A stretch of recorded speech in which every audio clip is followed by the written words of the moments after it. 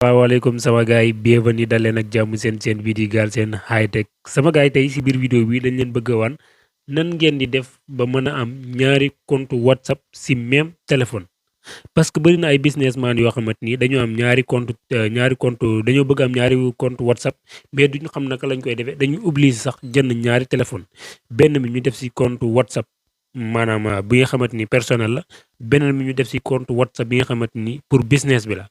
mais tey jii dinañ leen expliquer yow mi yor benn téléphone bëgg utiliser ñaari compte WhatsApp ci même téléphone bi naka nga koy defee te même application bi lay doon quoi. mais laata loolu nag ñu ngi leen di wax di leen joxaat ay conseils yu wér ndax nag message bii ngeen di gis nii depuis mën nañ ne depuis 2 jours wala 3 jours si ginnaaw a ngi nii ñu koy jot si yenn groupe WhatsApp yi nga xamante ni bokk nañ ci nit ñi di ko partager muy WhatsApp CB. sama gaay ngir yàlla waru suul yii bàyyi leen WhatsApp CB bàyyi leen WhatsApp CB bàyyi leen WhatsApp CB WhatsApp CB baaxul amul sutura amul sécurité te nit ku nekk nag yaakaar naa ne ñaar yooyu da nga koo bëgg ci sa dund muy sutura ak sécurité kon ñaar yooyu nag amul ci WhatsApp CB kon bàyyi leen ko te utiliser WhatsApp normal ak WhatsApp business ndax ñaar yooyu mooy yu valable pour nit mën ko utiliser man nag duma ne ku ma envoyé ti message wala nga woote ma di ma naan sama WhatsApp dañ koo bloqué du ma la si tontu wala du ma la si jox ndimbal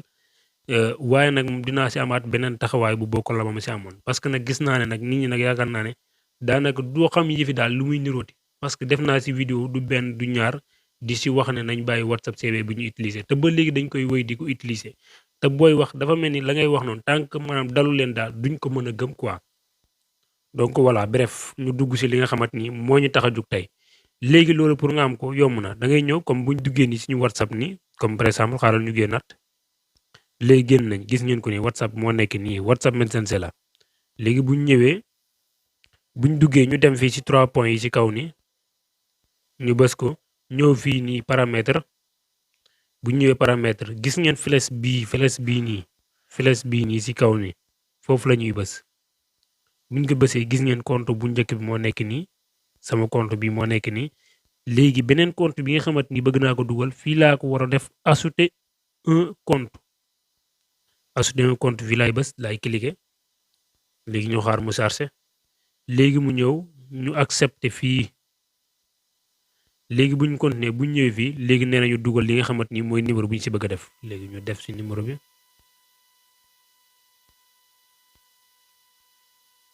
léegi dugal nañ numéro bi ñu def suivant ñu def voye numéro bi la léegi ñu def continuer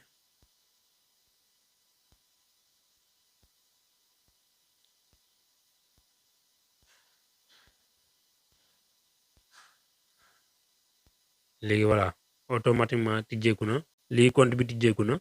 ñu def tur bi léegi fii bu ñu neexee ñu choisir photo bu ñu neexee ñu def suivant continuer rek quoi.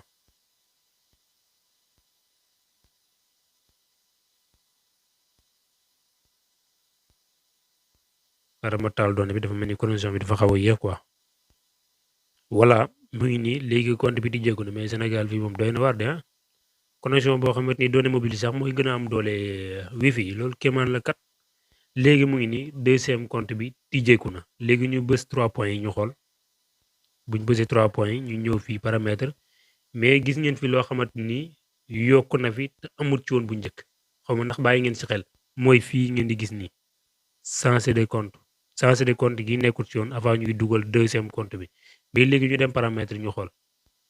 buñ nee paramètre ñu ñëw fii flèche bi ñu bës ko ñu xool gis ngeen ñaari compte yaa ngi nii benn compte bi gis ngeen ñaari numéro yi benn bokkut ci ak ca morom ñaari compte yëpp instant yi mën nañuy doxandoo en même temps buñ la envoyé message nga jot ci beneen daal di changer compte bi dem vérifier say message tontu daal di ñëw jàppaat say njàmbur léegi ñu changer compte bi.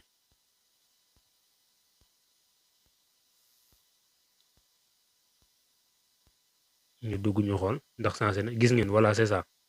léegi compte bi changé waat na gis ngeen ko nii yaakaar naa ne explication bi leer na